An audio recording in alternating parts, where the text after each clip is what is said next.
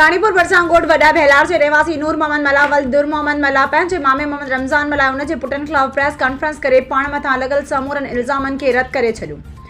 तफ़सील मूजिब कुछ महीना अॻु मुंहिंजो बाबा दुर मोहम्मद मला ऐं मुंहिंजी सॼी फैमिली ख़िलाफ़ सोशल मीडिया ते गैर अख़लाक़ी अल्फाज़ इस्तेमालु कंदड़ मुंहिंजो मामा मोहम्मद रमज़ान मला ऐं उन जा पुट शाहजहान मला, शहबान मला, सुल्तान मला, ग़ुलाम अली जिन सोशल मीडिया ते गैर अख़लाक़ी अल्फाज़ ॻाल्हाए रहिया आहिनि। असां पढ़ियल लिखियल फैमिली सां तालुक़ रखूं था, उन करे उन्हनि खे जवाबु ॾियणु मुनासिब न पिया सम्झूं।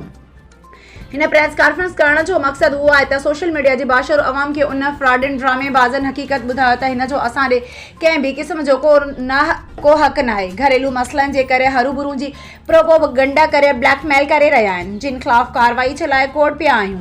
ही कंहिं बि मौज़िज़ शख़्सियत खे नथा मञनि। केतिरा भेरा फ़ैसिला पिण थिया आहिनि, कंहिं बि फ़ैसिले खे नथा मञनि। अगरि हिननि वटि को बि सबूत आहे त सिविल कोर्ट में दरख़्वास्त दाख़िल, जिन असां पढ़ियल लिखियल फैमिली सां आहियूं, को बि गैर क़ानूनी या गैर अख़लाक़ी अमल न कंदासीं जंहिं ते को इंतिशार फैलिजे। मोहम्मद रमज़ान ऐं उन जा पुट ॾोहारी क़िस्म जे माण्हुनि जे चवण ते कूड़ा ड्रामा करे रहिया आहिनि। हिननि जी कूड़ी ड्रामनि में का बि सदाकत न आहे। आला इदारनि खे इंक्वायरी करण जी अपील करियूं था। हिननि जी कूड़नि ड्रामनि ख़िलाफ़ इंक्वायरी कई वञे।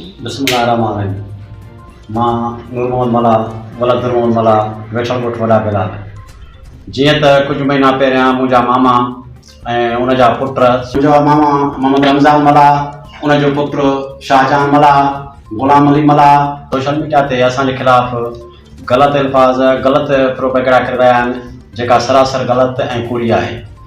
ऐं जेकॾहिं हिन जो उन जो असां क़ानूनी रस्तो अख़्तियार कयोसीं, कोर्ट सॻोड़ी सां रुजू कयोसीं, उते असांजो केस हलंदड़ आहे। असां कारोबारी ऐं जेको असां पढ़ी लिखी फैमिली सां बिलोंग कयूं था, इन करे असां को बि जहिड़ो जा फ़साद करणु नथा चाहियूं। असां क़ानूनी रस्तो अख़्तियार कयोसीं, पटिशन दाख़िल कईसीं, केस हले थो पियो। अस्सलाम नाले शफ़ी दरमद मला पुटु।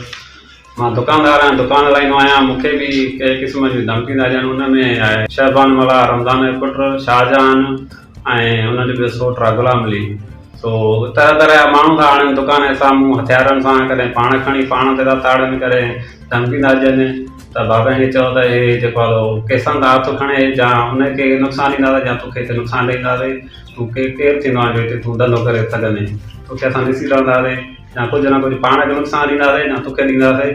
ऐं जेको आहे असां को न को क़दम खणंदासीं, ग़लति इल्ज़ाम हणी मिड़े कंहिं न कंहिं तरीक़े सां तव्हांखे फसाईंदासीं। धमकी ॾेई रहिया आहिनि, राति बि कयो। SSP खेरपुर ऐं आला इदारनि खे अपील थो कयां त हिननि जो जेको कार्रवाई कई वञे ऐं ॾिठो वञे त कुझु आहे, उन जांच कई वञे ऐं उन्हनि ख़िलाफ़ क़ानूनी कार्रवाई कई वञे। अगरि असांजो को आहे त असांखे क़ानूनी कार्रवाई में आंदो वञे।